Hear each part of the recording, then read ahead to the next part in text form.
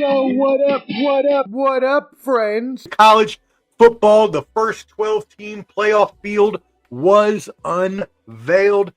The surprise here, Boise State at number 3.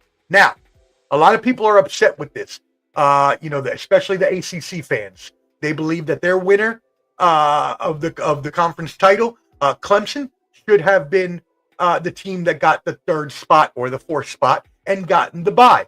Valid criticism, especially considering that ACC and the Big 12 are still considered power conferences. Now, I put that in air quotes because if you watch the Bottom Line Sports, you'll know my take on this from last week's show, where I said that they are no longer power conferences. The ACC and the Big 12 are now just little stepbrother and stepsister, and they eventually will be engulfed by the bigger conferences. We are going to eventually end up with 2 super conferences, right? And it's going to happen, and it needs to happen because this discrepancy is going to happen every year.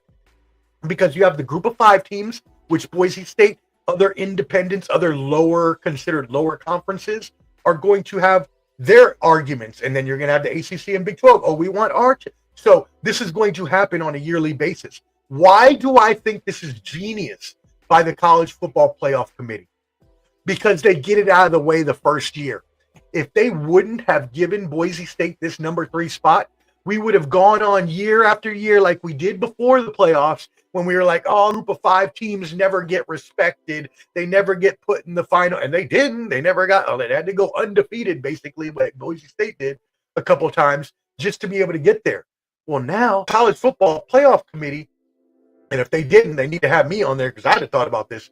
Now that you put them in number 3, you automatically knock this controversy out forever. Never again can a group of 5 teams say that they don't get the respect because in the first year, Boise State got a bye. Genius maneuver. You know, the ACC got 2 teams in with SMU and with Clemson, which I can see upsetting SEC fans. But again, I think this is something where the committee was smart to get ahead of it.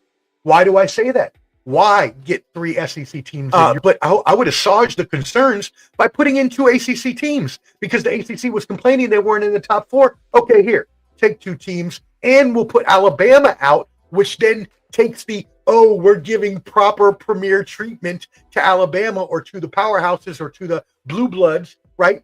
And so in my eyes, this was a 3-pronged victory for the college football subcommittee. Playoff committee. First of all, they got it out of the way with group of 5. Boise State's in. No group of 5 team can ever complain again. They already got their bye. 2 ACC teams were put in to assuage their concerns of not getting one of the byes, and Alabama was eliminated. So you eliminate that bias that you're going towards blue bloods or powerhouses, and you make yourself look a little, charitable to the ACC by allowing them to have 2 teams in the playoff at the expense of the better team. Let's be completely honest. Alabama is a better team 3-1 against top 25 opponents than both SMU and Clemson. And Bob is right. If it were me, I'd be pissed too if I were SEC.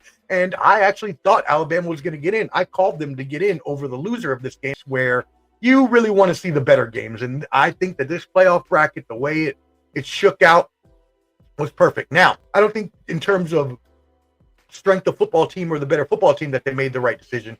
But in terms of how they want to be perceived going into the future, they knocked it out the park. Home run.